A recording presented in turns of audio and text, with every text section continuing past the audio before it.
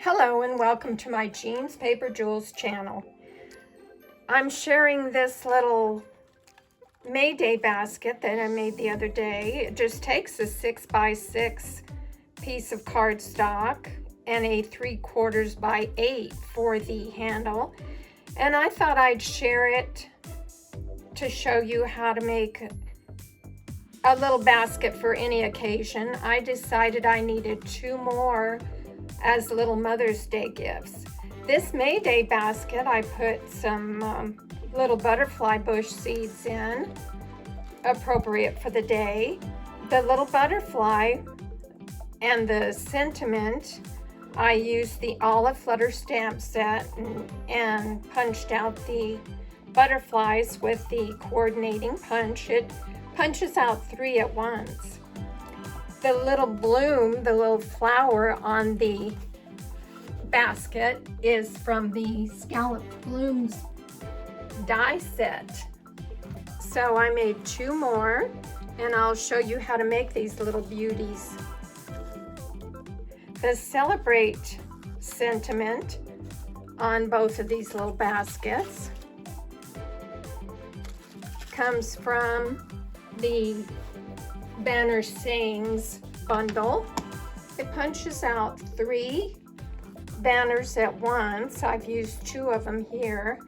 And then you have a bunch of sentiments that would be appropriate for anything on here. So I used them for my little Mother's Day baskets. I put candy in them this time, but they would fit some little bitty trinkets, candy, whatever you want to put in them. All you need to make these baskets is a 6x6 piece of cardstock or designer series paper for the basket base and a 3/4 by 8.5 for the handle. So what you're going to do is take this and with your scoring part of your paper trimmer or with our scoring tool, you're going to score it at 2 inches and 4 inches. I like to take a little wad of wax paper because sometimes the stylus drags on my paper. So if you just rub it lightly with a little piece of wax paper, it works easier. Now for cardstock, you use the smaller end of the stylus and you're going to score it at 2 inches and 4 inches. Turn it and score it at 2 inches and 4 inches again. So you have a bunch of 2-inch squares that you're going to work with. At this point, you just take a scissors, or you can, if you want it more precise, you can cut it with your paper trimmer, but it's not really necessary. And you cut all 4 corners at an angle.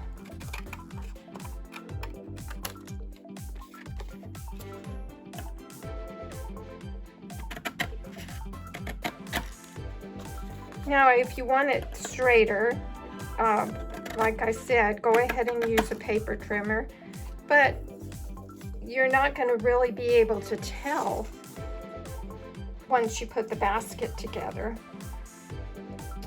And at this point, you're going to cut up from the bottom to the 2-inch score line to make 2 tabs. And just cut it on the opposite side as well.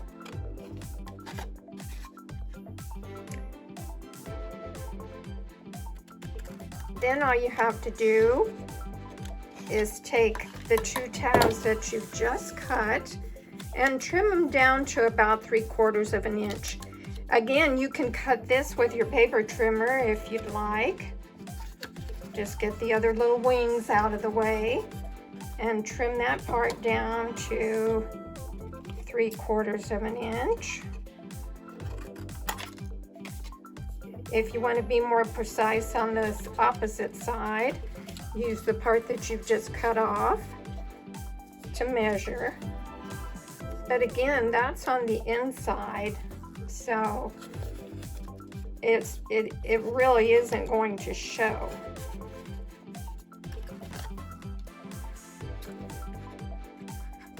But you can put it in your paper trimmer and get exactly 3/4 of an inch.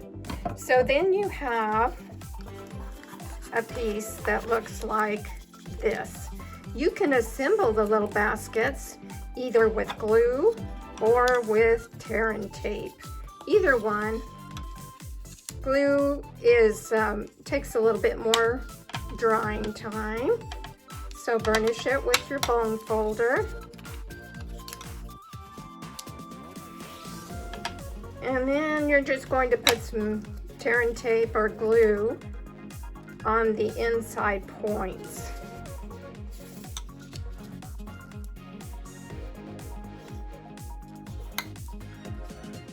For the handle, if you want it to work easier, all I do is take my bone folder and run it just once across so that it holds the rounded memory for the cardstock to go in easier. Now I've added tear and tape to this one, and those are the only places that you have to add the tear and tape on the basket itself, or the glue. And then you can add your adhesive to the ends of the handle. So let's take off this tear and tape.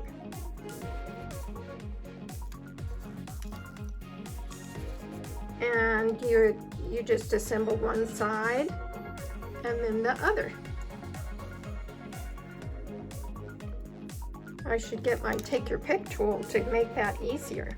But just fold in this 3/4 inch center, and this forms the bottom of the basket by folding up and over and pressing the tear and tape, and then the other side's going to go right on top of that, and that forms your little box side.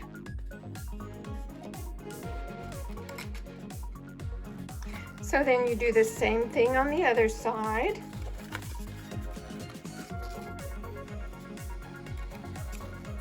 Just take off the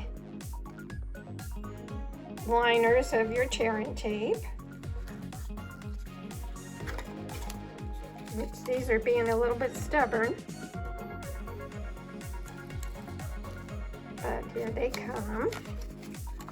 Now you can make these baskets for any occasion. They would be cute for a birthday party, a bridal shower, a just because little gift. I made the first one for May Day because I had a lot of butterfly bush seeds that I wanted to give away. Okay, let's see, this one's on the bottom on the other side. So I want to put this one on the bottom on this side too. Okay, and there's the base of your box. Makes a little V. Real cute little box base. It's 2 inches by 2 inches and about 2 inches tall on both sides.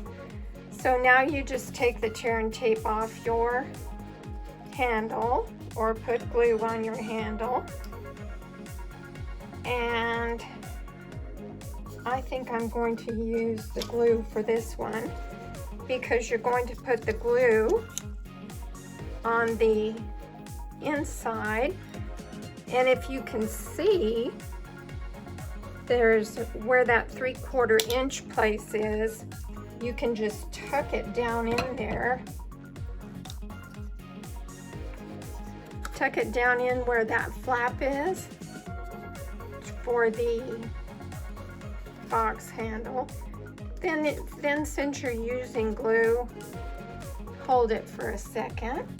Hold it for a few seconds to make sure that it stays put. And then put some glue on the other side. And do the same thing, just stick it down in between that little folded up 3/4 inch section, and your box base is finished.